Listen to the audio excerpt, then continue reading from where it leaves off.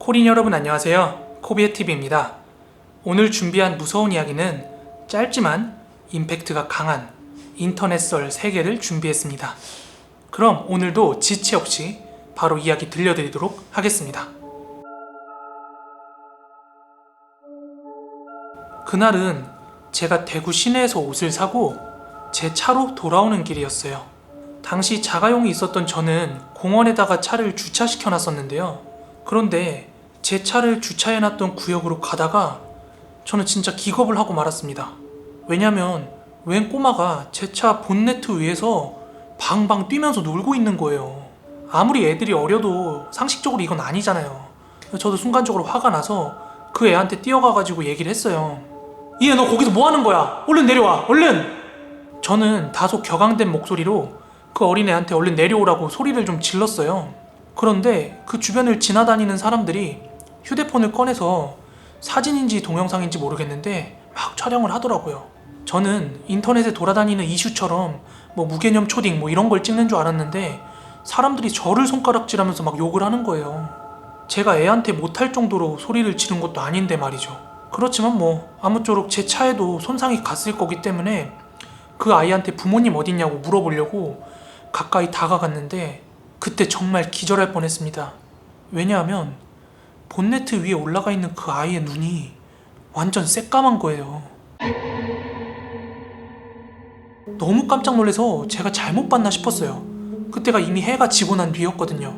그래서 제가 잘못 봤나 싶어가지고 눈을 비비고 다시 본네트 위로 올려다 봤는데 그 아이가 사라져 있더라고요.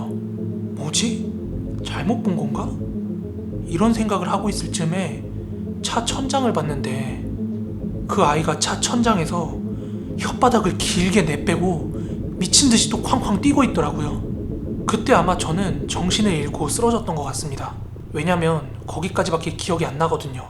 일어났을 때는 제가 응급실에 있었고 주위에 있던 사람들의 신고에 의해서 응급실로 실려온 모양이더라고요.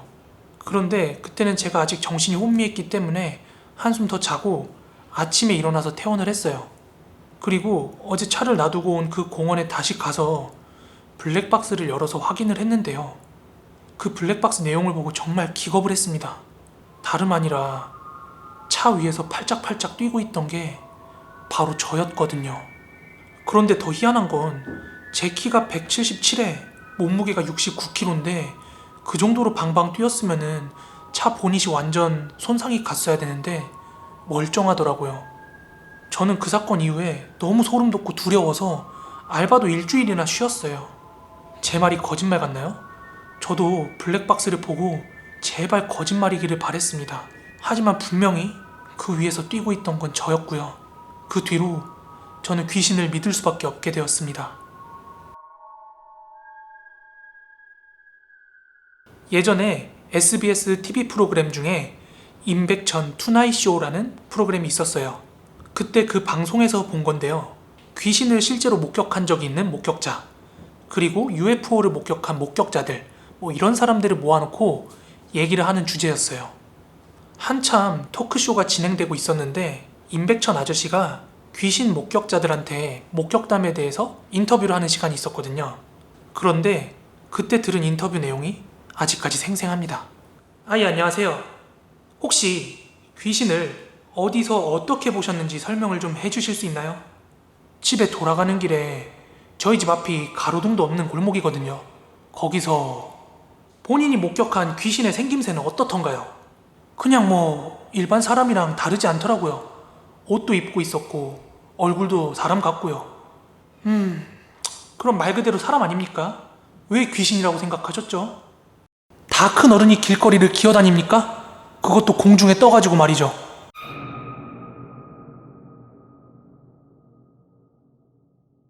지난 여름이었습니다. 친구의 친척분 중 하나가 작은 펜션 비스무리한 거를 소유하고 계셔가지고 친구는 그 친척한테 부탁을 해서 저희는 무료로 숙소를 구할 수가 있게 돼서 저희는 낚시를 할 겸 그 숙소로 떠나게 됩니다.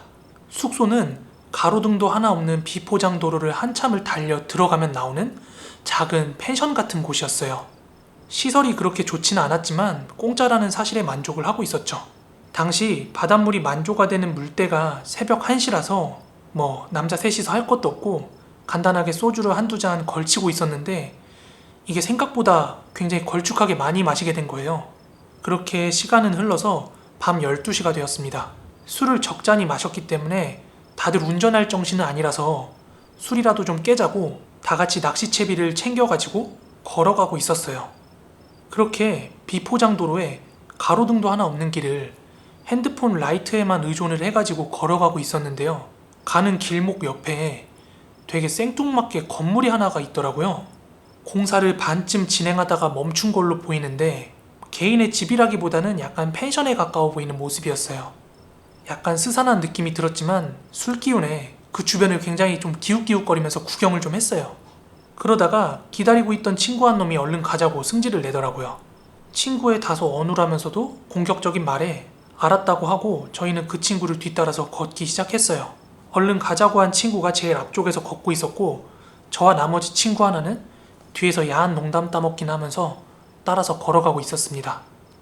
거기가 워낙 오지라서 저희가 비포장도로를 벗어나서 포장도로로 들어섰는데도 불구하고 가로등이 하나가 없어서 굉장히 어두컴컴했습니다. 한참 열심히 걸어가던 중에 뒤에서 자동차 라이트가 비치더라고요. 뒤를 돌아보니까 택시 한 대가 다가오고 있었고 택시 전면 유리에는 빈 차 글씨가 눈에 띄더라고요. 그렇게 저희 옆으로 멈춘 택시는 창문을 열더니 저희한테 타라고 하더라고요.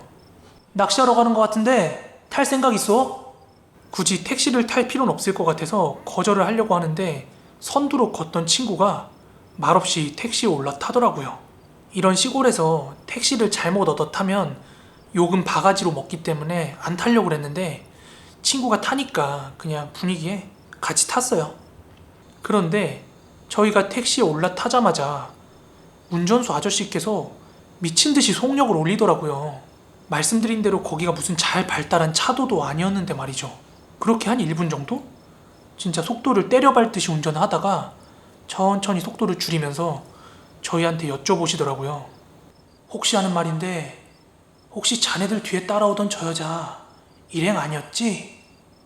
네? 저희 3명밖에 없었는데요? 제가 그렇게 대답을 하고 나니까 운전수 아저씨께서는 그대로 다시 그냥 운전을 하시더라고요. 그런데 아까부터 말이 없던 친구 하나 있죠. 걔가 엄청 떨리는 목소리로 기사 아저씨도 보셨어요? 그 친구의 말에 닭살이 바짝 돋더라고요. 혹시 흉가 쪽에 간 것 같은데. 이어서 기사 아저씨가 말씀하시기를 아까 저희가 봤던 그 건물 있죠.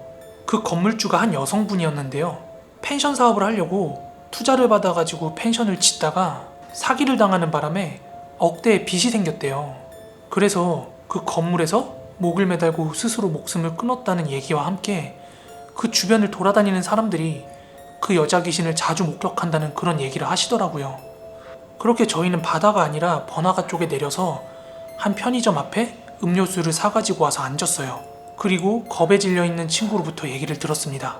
아까 저희가 바다 쪽으로 가면서 지어지다만 건물을 막 기웃기웃거리면서 구경을 할 때 그 친구는 거리를 두고서 건물이랑 저희를 바라보고 있었는데요. 그 건물 2층에서 머리가 산발인 여자가 기웃기웃거리는 저희를 내려다보고 있었다는 거예요.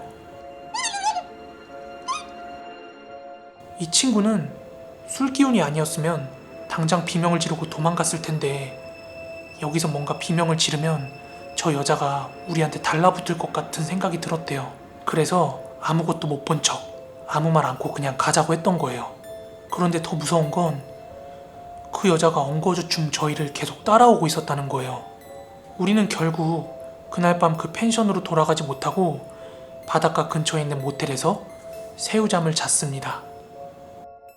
네, 오늘 준비한 무서운 이야기는 여기까지입니다. 짧지만 임팩트가 좀 있었죠?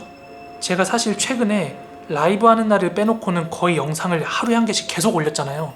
사실 오늘 너무 졸려가지고 영상을 찍을까 말까 고민하다가 내일 또 라이브 하는 날이라서 영상을 찍게 되었습니다. 뭐 주말에 몰아서 쉬죠 뭐. 아무튼 오늘도 끝까지 봐주셔서 너무 감사하고요. 저는 다음에 더 무서운 영상으로 찾아오도록 하겠습니다. 그럼 코린 여러분 모두 좋은 밤 되세요. 감사합니다.